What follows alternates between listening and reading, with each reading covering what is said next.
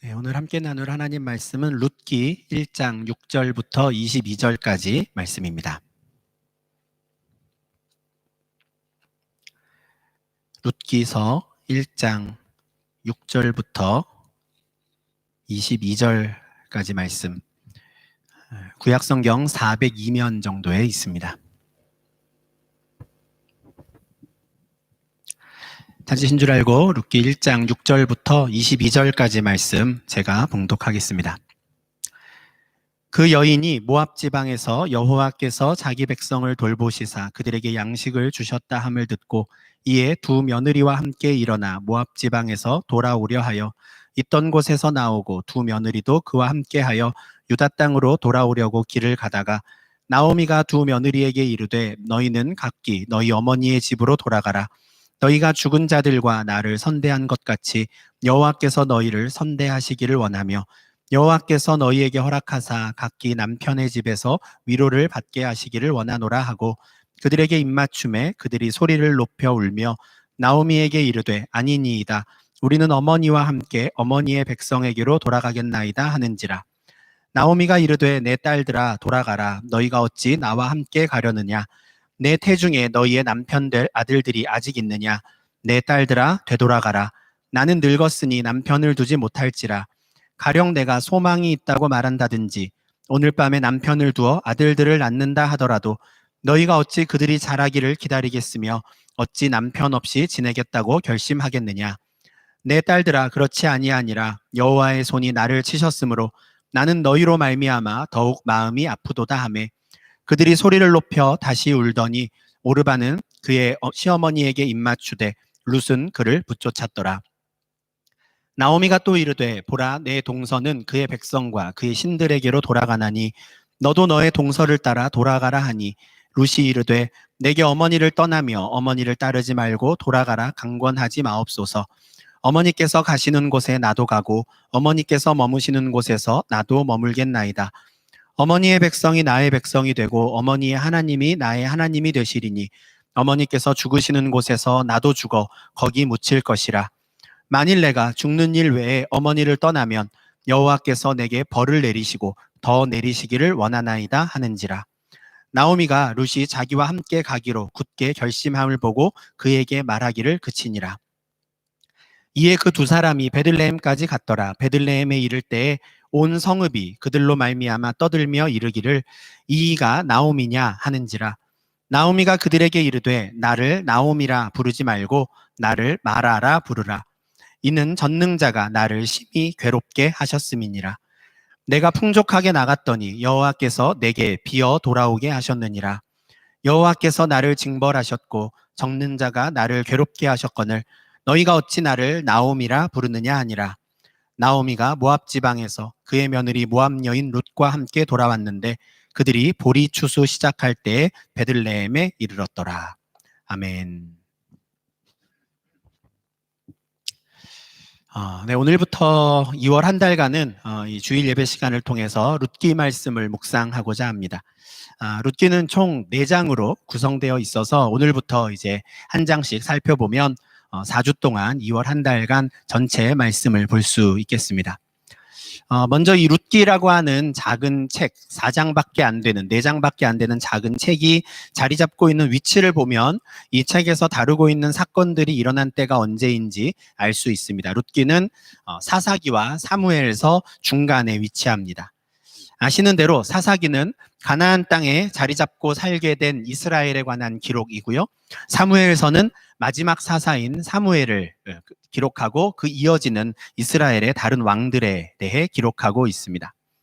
그러니까 이 사사기와 사무엘서 중간에 있는 이 룻기는 아직 이스라엘의 왕이 세워지기 전에 사사들이 이스라엘을 다스리던 시기에 일어났던 사건에 대해서 기록한 책이다 이렇게 생각하시면 좋겠습니다. 룻기 1장 1절에서도 이 일은 사사들이 치리하던 때에 있었던 일이다라고 말씀하죠. 이 룻기 말씀을 앞으로 한 달간 묵상할 때 계속 이 시점을 염두에 두고 계시는 게 필요합니다. 이 시점을 잘 기억하셔야 하는데요. 지금 이 일은 사사들이 치리하던 때 일어난 일이다라는 것이죠. 사사들이 치리하던 때가 과연 어떤 시대였는가에 대해서는 룻기 바로 앞에 있는 사사기의 맨 마지막 구절에서 아주 분명하게 설명하고 있습니다. 사사기 21장 25절 말씀인데요. 그때 이스라엘에 왕이 없으므로 사람이 각기 자기의 소견에 옳은 대로 행하였더라. 이게 사사들이 다스리던 시기에 대한 평가입니다. 그때 이스라엘의 왕이 없으므로 사람이 각각 자기의 소견에 옳은 대로 행하였더라. 지난 주일 예배 시간에 우리가 함께 나누었던 여호수아서 말씀을 기억하실 텐데 1장 7절과 8절에 이런 말씀이 있었습니다. 하나님께서 여호수아와 이스라엘에게 앞으로 너희는 가나안 땅에 들어가더라도 마음을 강하고 담대히 해라 하셨죠. 그 이유가 무엇이었습니까? 그래야 그 땅에 들어가서도 하나님의 율법을 다 지켜 행할 수 있기 때문이었습니다. 마음을 강하고 담대하게 해서 하나님의 말씀을 가나안 땅에서 살아가는 그들의 삶의 기준으로 삼고 우로나 좌로나 치우치지 않기를 바라셨습니다. 그런데 가나안 땅에 정착한 이후에 이스라엘 백성들이 보여주는 모습은 하나님의 바람과는 전혀 달랐습니다. 그들은 하나님의 율법을 기준으로 삼지 않죠. 그들의 기준이 무엇입니까? 자기의 소견이 됩니다. 내 생각대로, 내가 생각할 때 옳은 대로 행동한 것이죠. 사사기 21장 25절에서 그때 이스라엘의 왕이 없었다라고 말씀하기는 하지만 사실 이 이스라엘이라는 나라에 왕이 없었던 적은 한 번도 없습니다. 여호와 하나님께서 언제나 이스라엘의 왕이셨고요. 하나님 나라의 백성들이 따라야 하는 법과 규정이 무엇인지에 대해서는 일찌감치 모세를 통해 전해 주셨습니다. 그러나 그들은 여호와 하나님을 자신들의 왕으로 인정하지 않습니다. 그리고 하나님의 율법도 자신들이 따라야 하는 그 나라의 법으로 인정하지 않죠. 그래서 가나안 땅에 정착한 이후에 왕이 세워지기 전까지 사사들이 치리하던 그때 그 온 이스라엘 사람들은 각자 개인들이 자신들의 삶의 주인이 되어 자신이 생각하는 대로 자신의 소견을 기준으로 삼아 살아갑니다. 룻기라고 하는 이 작은 책은 바로 이런 시기에 유대 땅 베들레헴이라고 하는 작은 마을에서 살고 있던 한 가족에 관한 이야기입니다. 유다 베들레헴에 엘리멜렉이라는 이름을 가진 한 남자가 아내와 두 아들들과 함께 살고 있었습니다. 그의 아내의 이름은 나오미였고요. 두 아들들의 이름은 말론과 기럨입니다. 그런데 그들이 살고 있던 그 유다 베들레헴 지역에 극심한 흉년이 들었고 아마 그 흉년이 한 해에 그치지 않고 수년째 이어졌던 것 같습니다. 그래서 결국 엘리멜렉은 집안의 가장으로서 아주 큰 결단을 내리죠. 더 이상 베들레헴에서 살기가 어렵겠다 하는 겁니다. 그래서 그는 모압 지방으로 이주하기로 결정합니다. 모압이라는 곳은 이스라엘 땅, 가나안 땅의 어느 한 지역이 아닙니다. 모압은 가나안 땅 남쪽에 있는 사해, 염해라고도 하는 큰 호수, 바다가 있는데 그 동쪽에 위치한 다른 나라입니다. 그리고 그 나라에 사는 사람들은 유대인들이 아니라 모압 족속들이죠. 그러니까 극심한 흉년을 맞은 이 베들레헴에서는 먹고 사는 문제가 쉽지 않으니 가족들을 데리고 이웃 나라로 이민을 가기로 결정하는 겁니다. 우리가 네덜란드라는 이 나라로 삶의 터전을 옮기기로 결정했을 때 어떤 마음이었는가, 아빠로서, 엄마로서, 남편과 아내로서 어떤 마음이었는가를 한번 생각하면 지금 이 본문에 나오는 엘리멜렉과 나오미가 어느 정도의 결심을 가지고 고향 땅을 떠나 모압으로 가기로 이주하기로 정했는지 아마 어느 정도는 우리가 이해할 수 있을 것 같습니다. 그런데 1장 3절부터 5절까지의 내용을 보면 이 모압이라는 나라에서 엘리멜렉 가정이 제대로 자리 잡는 게 참 어려웠겠구나 하는 것을 알 수 있습니다. 무엇보다도 그들이 겪은 가장 큰 어려움은 엘리멜렉의 죽음이었습니다. 타지에서 남편과 아빠를 먼저 보낸 것이죠. 큰맘 먹고 다른 나라에 가서 새로운 시작을 한번 해보겠다라고 결정하고 옮겼는데 얼마 되지 않아서 엘리멜렉, 그 집안의 가장이 세상을 떠난 겁니다. 이 나오미 가정의 슬픔은 아마 이루 말할 수 없었을 겁니다. 그나마 다행인 것은 이 말론과 기론이라고 하는 두 아들들이 결혼을 해서 가정을 꾸렸다라는 점입니다. 두 아들들은 오르바와 룻이라고 하는 모압 여인들과 결혼했는데요. 이렇게 새로운 가족이 생겼다라는 점이 아마 엘리멜렉을 먼저 떠나보내니 가정에 그나마 위로가 되지 않았을까 싶습니다. 근데 이들이 모압으로 이주한 이후에 한 10년 정도 되었을 때 나오미의 두 아들 말론과 기론도 세상을 떠났다라고 합니다. 엘리멜렉 가정의 네 사람이 흉년을 피해서 고향 땅을 떠나 모압에 와서 살았는데 이제 그 네 사람 중에는 나오미 한 사람만 남은 겁니다. 홀로 남은 나오미는 참담한 심정이었겠죠. 10년 전에 베들레헴을 떠날 때만 해도 전혀 예상치 못한 상황이었습니다. 사실 어느 누가 이런 결과를 예상할 수 있겠습니까? 만약에 예상할 수 있었다면 아예 처음부터 베들레헴을 떠나지 않았겠죠. 그런데 10년 만에 나오미에게 남겨진 결과는 남편이 세상을 떠나고 사랑하는 두 아들이 먼저 세상을 떠나는 일이었습니다. 그러던 어느 날 나오미에게 고향 땅 그 베들레헴에 대한 소식이 들립니다. 여호와께서 자기 백성을 돌보시사 그들에게 양식을 주셨다라는 소식입니다. 10년 전에는 먹고 살기 참 힘든 땅이었는데 이제 흉년이 끝나고 그 베들레헴에서 곡식이 자라고 곡식이 나온다라는 소식이 들린 것이죠. 남편도 없고 두 아들도 없는 이 상태에서 계속해서 모압에서 사느니 나는 이제 다시 베들레헴으로 돌아가는 게 좋겠다라고 나오미가 결정하는 것은 충분히 짐작할 수 있고 이해할 수 있는 일이었습니다. 그래서 나오미는 두 며느리와 함께 모압에서 살던 동네를 떠나서 다시 유다 땅으로 향하는 여정을 시작합니다. 그런데 그렇게 길을 가던 나오미의 머릿속에 미처 고려하지 못했던, 염두에 두지 못했던 생각 하나가 떠오릅니다. 저 두 며느리들까지 꼭 나와 함께 베들레헴에 갈 필요가 있을까 하는 생각이었죠. 나오미는 고향을 떠나서 내가 친하게 지내던 모든 그 동족들, 이웃들을 떠나서 저 타국에 가서 산다라는 것이 얼마나 힘든 일인지 누구보다도 잘 알고 있었습니다.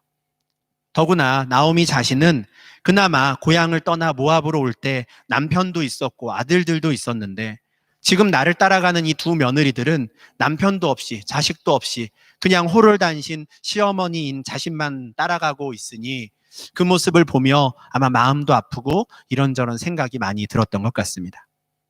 그래서 나오미는 두 며느리에게 각각 너희 어머니의 집으로 돌아가라 라고 하지요. 그리고 너희가 죽은 자들과 나를 선대한 것 같이 여호와께서 너희를 선대하시기를 원하며 여호와께서 너희에게 허락하사 각기 남편의 집에서 위로를 받게 하시기를 원하노라 라고 하는 이 축복도 더해 줍니다. 나오미는 며느리들이 죽은 자들, 먼저 세상을 떠난 엘리멜렉과 두 아들들, 그리고 자신을 선대해 주었다라고 이야기합니다. 나오미는 자신의 아들들에 대한 그 며느리들의 사랑을 알았고요. 홀로 남은 자신에 대해 그들이 어떻게 생각하고 지금도 어떻게 사랑해주고 있는지를 알고 있었습니다. 정말 고마웠던 것이죠. 그래서 두 며느리가 자신을 따라가지 않고 그냥 모압 땅에 남아서 새로운 남편을 만나 새로운 가정을 꾸릴 수 있기를 하나님께서 그렇게 축복해 주시기를 진심으로 바라며 기도한 것입니다. 이와 같은 시어머니의 말을 들은 두 며느리는 소리를 높여 함께 웁니다. 자신들의 마음을 알아주는 시어머니가 고맙기도 하고 또 새삼 남편을 잃어버린 자신들의 처지가 서럽기도 한 여러 가지 복합적인 눈물이 아니었을까 싶습니다. 그런데 그 두 며느리들은 시어머니 나오미의 말에 따르기보다는 끝까지 나오미와 함께 유다 땅으로 가겠다라고 합니다. 눈물을 흘리며 하는 말이니 그냥 듣기 좋으라고 하는 말이 아니라 분명 이들의 진심이었을 겁니다. 더구나 이들은 처음부터 아무 말 없이 나오미를 따라 유대 땅으로 가는 걸 당연하게 생각하고 있었기 때문에 그래도 우리가 따라가겠다라고 하는 이들의 말은 진심이었을 것입니다. 그리고 이렇게 말해주는 두 며느리의 말이 진심인 것을 알기에 나오미는 분명 더 큰 고마움을 느꼈을 것입니다. 그래서 11절에서 나오미는 이제 며느리들을 딸이라고 부릅니다. 내 딸들아 이렇게 말하죠. 내 딸들에게 나오미는 다시 한번 간곡히 부탁합니다. 나를 따라가지 말고 오던 길을 돌아가 모압 땅에 머무르라 하지요. 그러면서 우리로서는 조금 이해하기 어려운 말을 합니다. 내 태중에 너희의 남편 될 아들들이 아직 있느냐? 나는 늙었으니 남편을 두지 못할지라. 가령 내가 소망이 있다고 말한다든지 오늘 밤에 남편을 두어 아들들을 낳는다 하더라도 너희가 어찌 그들이 자라기를 기다리겠으며 어찌 남편 없이 지내겠다고 결심하겠느냐 하는 말이죠. 이게 무슨 말일까 싶습니다. 우리로서는 좀 이해하기 어려운데요.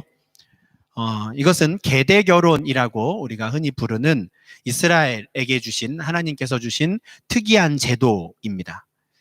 앞으로 2월 한 달간 우리가 이 룻기 말씀을 묵상하기 위해서 이 계대 결혼이라고 하는 이 제도에 대해서 잘 이해하고 또 기억하는 게 중요하기 때문에 잠깐 설명을 드리겠습니다. 이 제도와 관련해서는 신명기 25장 5절부터 10절 말씀에 기록되어 있습니다. 하나님께서 이스라엘에게 율법으로 규정하여 주신 것인데요. 그 내용이 이렇습니다. 여러 형제들이 있는데 그 중에 첫째 형이 보통 먼저 결혼을 하겠죠. 장남이 결혼을 합니다. 그런데 그 장남이 아들을 낳지 못하고 죽은 경우에 그때 이 계대 결혼 규정이 적용되게 됩니다. 이 규정에 따르면 먼저 죽은 그 형제의 아내는 다른 사람과 재혼할 수 없고 남편의 다른 형제들 중에 한 사람과 결혼해야 합니다. 동생들이 형수와 결혼해야 하는 것이죠. 그리고 그렇게 남편의 동생과 재혼하여 낳은 그 첫 아들은 먼저 세상을 떠난 사별한 그 남편의 가문을 이어받게 됩니다. 사별한 남편의 이름을 이어받고요. 그 사별한 남편의 가계를 이어가게 되는 것이죠. 이것은 이름만이 아니라 그 남편에게 속한, 사별한 남편에게 속한 모든 재산까지도 그 동생과 결혼하여 낳은 아들에게 넘어가게 되는 것입니다.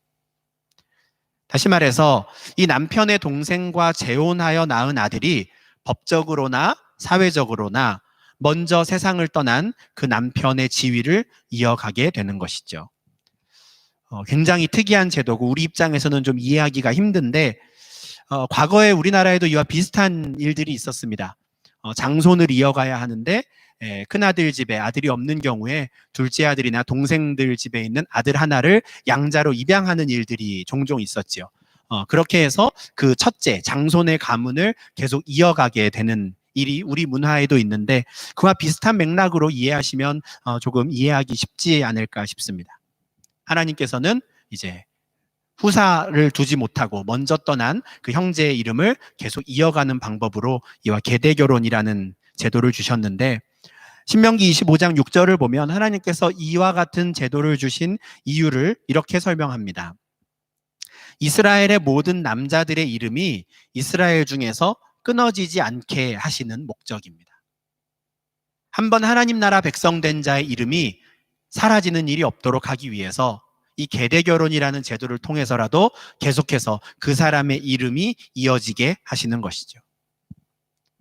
물론 이와 같은 신학적인 이유에서만 이와 같은 제도를 주신 것은 아닙니다.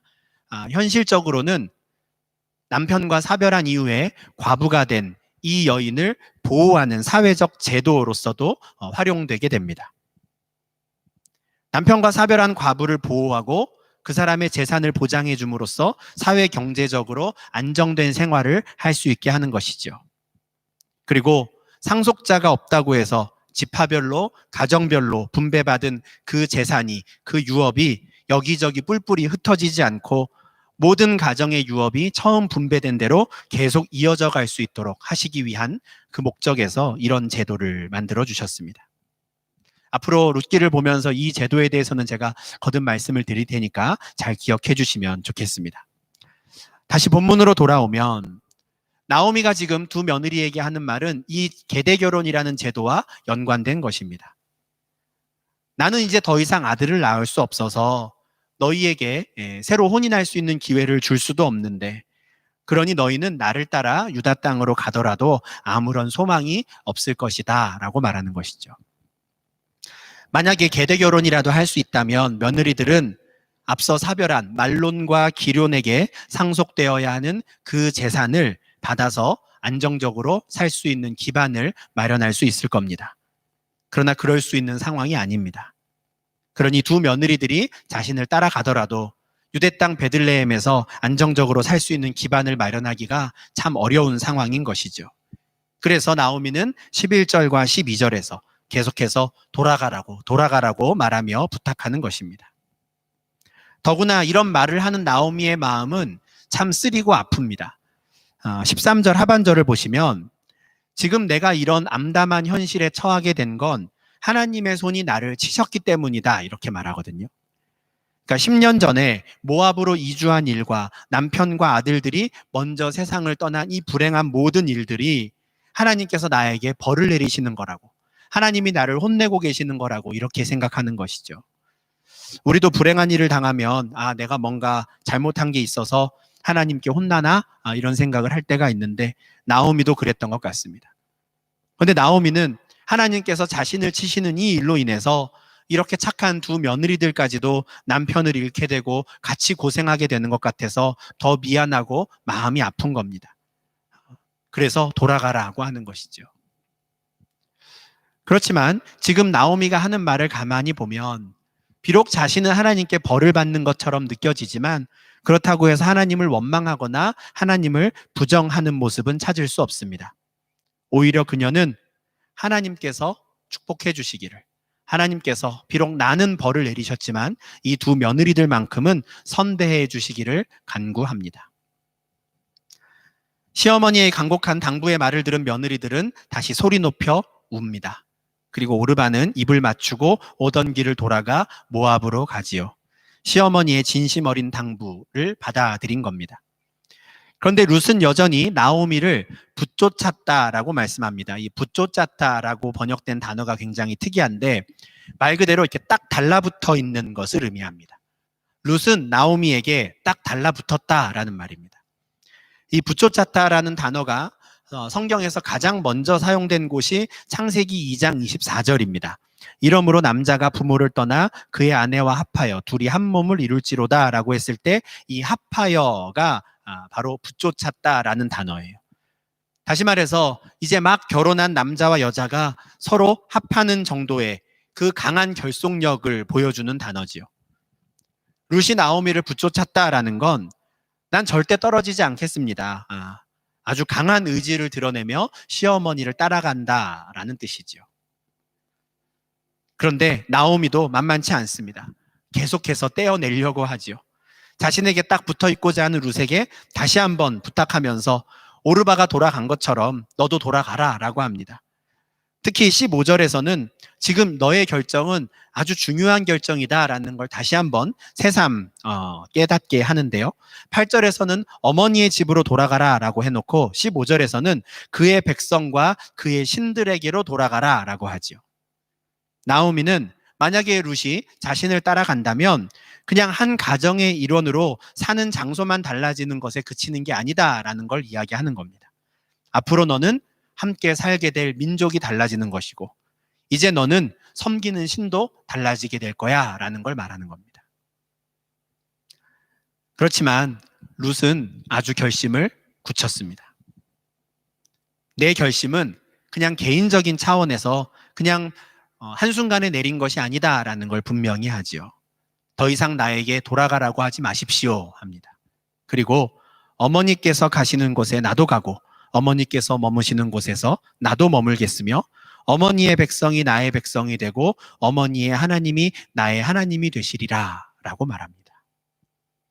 더구나 자신이 먼저 죽기 전까지는 절대 시어머니를 떠나지 않겠다고, 만약에 내가 이 말을 지키지 못하고 어머니를 떠난다면 여호와께서 나에게 벌을 내리시고 또 내리시기를 바란다 라고까지 말합니다. 예루살렘의 유다 백성들이 모압 여인인 자신을 어떻게 생각할지 모르겠지만 그녀는 이미 한 번도 보지 못했던 저 베들레헴에 있는 그 사람들을 나의 백성으로 여기겠다라고 말하는 것이죠. 결심이 대단합니다. 룻이 이 정도까지 말하니까 나오미도 더 이상 어찌하지 못합니다. 결국 그녀와 함께 베들레헴으로 가지요. 그리고 이 두 사람은 마침내 베들레헴에 도착합니다. 4명의 가족이 떠났다가 10년 만에 홀로 돌아온 나오미의 모습을 본 베들레헴 사람들은 정말 많이 놀랐습니다. 베들레헴 사람들은 나오미를 보고 이가 나오미냐라고 했는데요. 이 사람이 정말 나오미야? 하는 거예요. 몰라보게 달라진 것이죠. 아마 그녀를 만난 것이 반갑기도 했지만 지난 10년간 이 여인이 모압 땅에서 얼마나 고생을 했는지 그의 얼굴과 온몸의 태도에서 다 드러나지 않았을까 싶습니다. 그래서 온 베들레헴 사람들이 다 놀란 것이죠. 더군다나 지금은 이 나오미의 옆에 처음 보는 한 이방 여인이 함께 서 있습니다. 그러니 여러모로 놀랄 수밖에 없는 것이죠. 근데 나오미는 고향 사람들이 이 사람이 정말 나오미냐라고 하는 말을 듣고 더 이상 나를 나오미라고 부르지 말라라고 합니다. 그리고 자기 이름을 바꿔달래요. 나를 이제 마라라고 부르라고 하죠. 왜냐하면 지난 10년 동안 전능하신 하나님께서 나를 괴롭게 하셨기 때문이다라고 말합니다. 이 나오미와 마라라고 하는 이 이름 앞에 숫자가 하나씩 붙어 있는데요. 성경책 하단에 각 줄을 보시면 각각의 이름의 뜻이 설명되어 있습니다. 나오미라는 이름은 희락이라는 뜻입니다. 기쁨이라는 뜻이죠. 마라라는 이름은 괴로움이라는 뜻입니다. 그러니까 사람들이 자신을 나오미라고, 기쁨이라고, 희락이라고 부르는 것을 듣기 싫은 겁니다. 나는 이제 마라라고 불러달라고, 나는 이제 괴로움이라고 내 이름을 바꿨다고 말하는 겁니다. 이런 말 한마디를 통해서 베들레헴 사람들은 지금 그녀가 지난 10년 동안 얼마나 험한 시간들을 보냈는가를 아마 단번에 알게 되지 않았을까 싶습니다. 나오미는 자신의 이름을 괴로움으로 바꿔버리고 싶을 정도로 참담한 10년을 보냈습니다.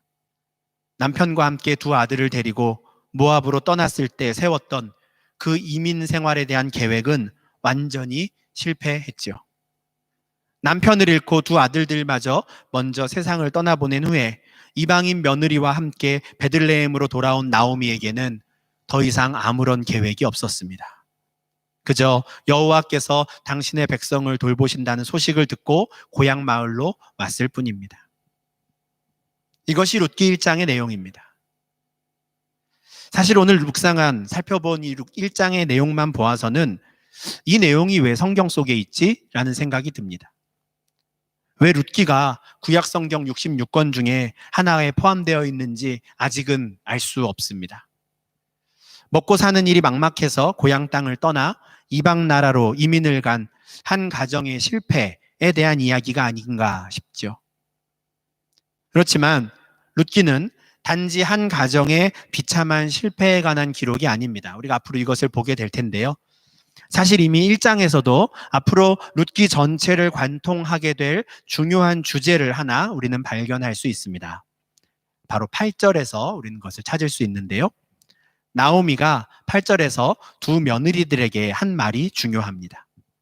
나오미는 두 며느리들이 죽은 자들과 자신을 선대한 것에 대해 감사했지요. 그래서 자신을 대신하여 여호와께서 며느리들을 선대해 주시기를 간구하기도 했습니다. 이때 선대하다라는 이 말이, 이 단어가 앞으로 룻기에서 매우 중요하게 다뤄질 단어입니다. 1장 8절에서는 선대하다라고 번역이 되었고요. 3장 10절에서는 이내라고 하는 단어로 번역된 이 말은 히브리어로 말씀드려도 아마 많은 분들이 아시는 그 단어입니다. 헤세드라고 하는 단어죠. 아마 들어보셨을 겁니다.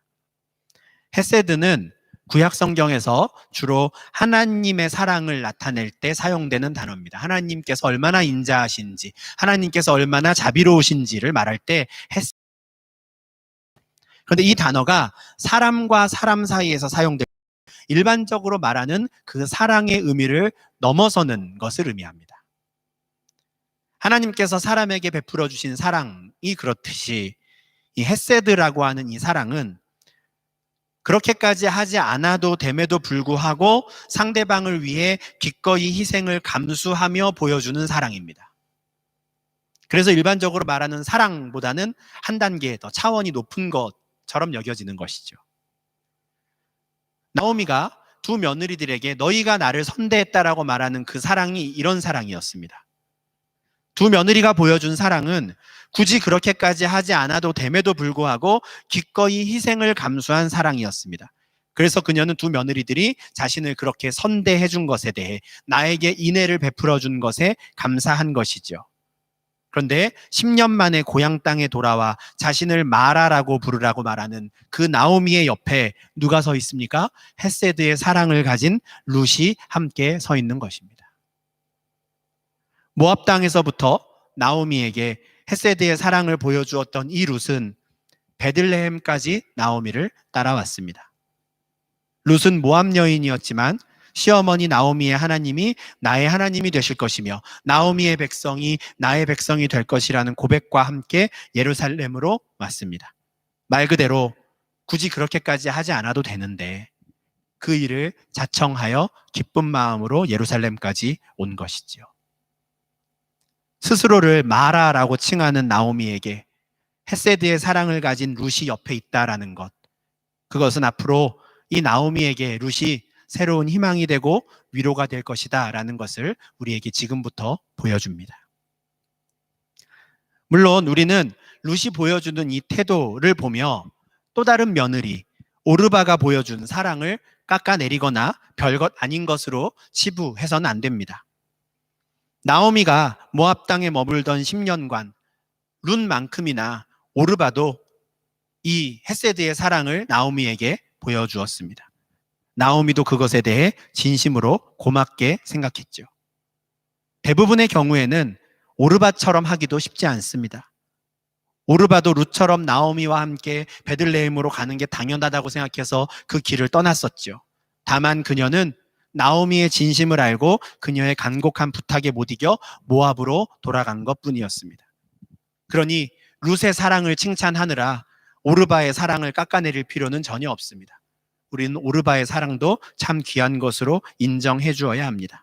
다만 지금 말씀드리는 것은 시어머니 나오미를 향해 헤세드의 사랑을 베풀기를 멈추지 않고 있는 룻의 모습에 대한 것입니다. 룻이 계속해서 보여주는 이 사랑이 너무 큽니다.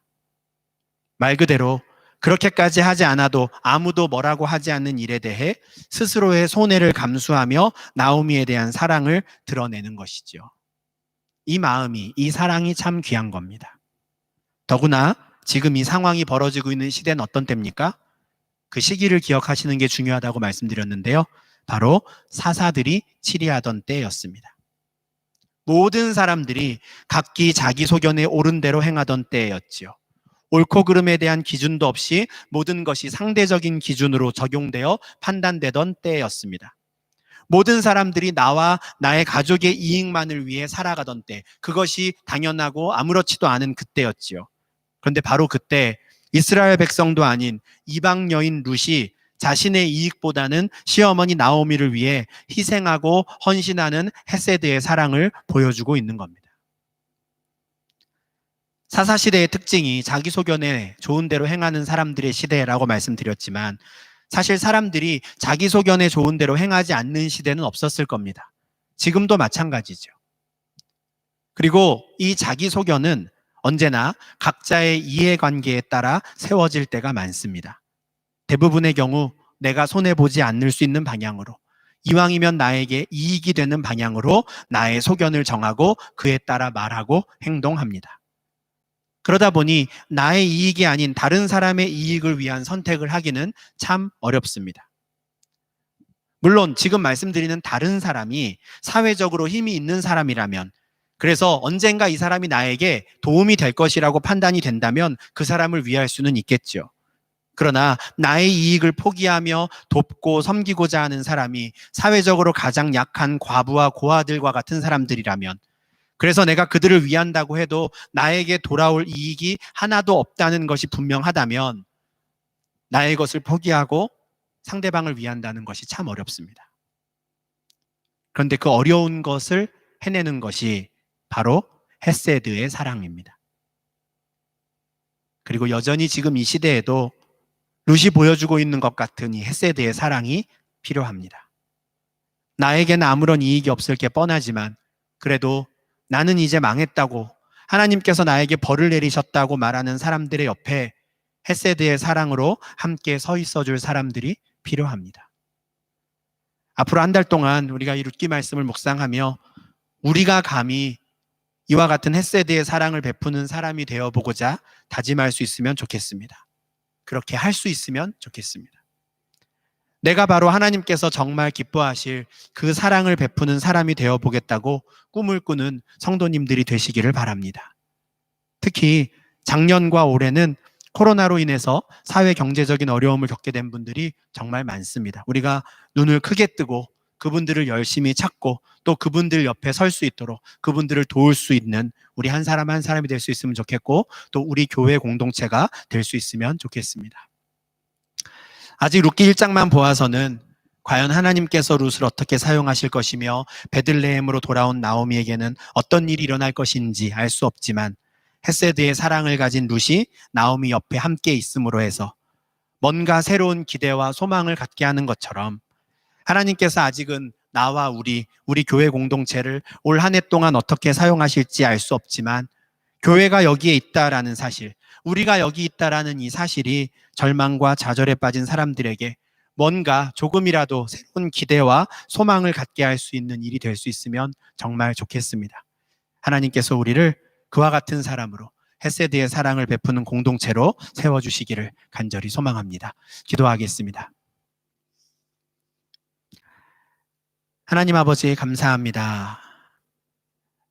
모든 사람들이 각자 자기 소견에 좋은 대로 행하던 그때에 아무도 예상치 못했던 저 모압 땅에 있는 한 여인의 모습을 보며 이 땅을 살아가는 우리가 어떠한 마음으로 어떠한 사랑으로 살아야 하는지 다시금 생각하게 하시니 주님 감사를 드립니다. 룻이 그 당시에 시어머니를 따라 베들레헴으로 오며 끝까지 그 헤세드의 사랑을 보여주는 것을 포기하지 않았을 때 그 일이 장차 앞으로 어떤 일들을 만들어내며 어떤 결과를 만들어낼지 아무도 알지 못했지만 그녀의 모습을 하나님께서 주의 깊게 보시며 그 모습을 사랑하시고 축복하셨음을 압니다. 하나님 이 시대를 살아가는 저희에게도 이와 같은 사랑의 마음을 허락하여 주시옵소서. 굳이 그렇게까지 하지 않아도 되는 일들이 참 많지만 그러나 헤세드의 사랑을 알게 하셔서 우리가 하나님께서 모든 것을 내어주시는 사랑으로 우리를 사랑하셨다는 것을 아는 것처럼 먼저 그 사랑을 받은 자로서 우리가 이 시대를 위해 이 세상을 위해 그 헤세드의 사랑을 전하는 자들 되게 하시고 나는 이제 망했다고 하나님이 나에게 벌을 내리셔서 다 끝났다고 말하는 그들에게 우리가 함께 서서 그들에게 힘이 되고 위로가 될 수 있는 한 사람 한 사람 교회 공동체 될 수 있도록 주님 인도하여 주시옵소서. 그래서 올 한 해 우리를 어떻게 사용하시든지 우리를 통하여 하나님 나라의 소망이 전파되게 하시고 사랑이 전파될 수 있도록 저희를 사용하여 주시옵소서. 예수님 이름으로 기도합니다. 아멘.